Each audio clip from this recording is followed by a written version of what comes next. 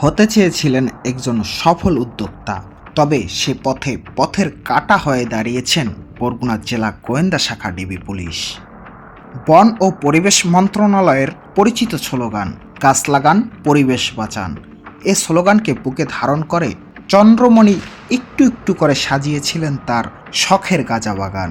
হতে চেয়েছিলেন একজন সফল উদ্যোক্তা ও সফল মাদক ব্যবসায়ী, তবে তার স্বাদের সেই স্বপ্নের বাগানে কালবৈশাখী ঝড়ের মতো কাল হয়ে দাঁড়ায় বরগুনা জেলা গোয়েন্দা শাখা ডিবি পুলিশের একটি চৌকস টিম। একে একে কালবৈশাখীর তাণ্ডবে উপড়ে পড়ে চন্দ্রমণির স্বাদের বাগানের 9টি গাছ। তবে এ ঝড় যে শুধু তার স্বপ্নের বাগানকে ধ্বংস করে দিয়েই ক্ষান্ত হয়েছেন, বিষয়টি এমন নয়।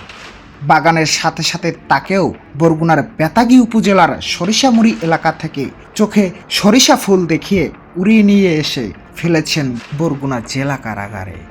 ডিবি পুলিশ জানিয়েছেন, অবৈধ মাদক ব্যবসা বন্ধ করতে বারবার কালবৈশাখী ঝড় হয়ে তাণ্ডব চালাবেন এ ধরনের সকল উদ্যোক্তার বাগানে। শাজনুস, সকাল বাংলা নিউজ।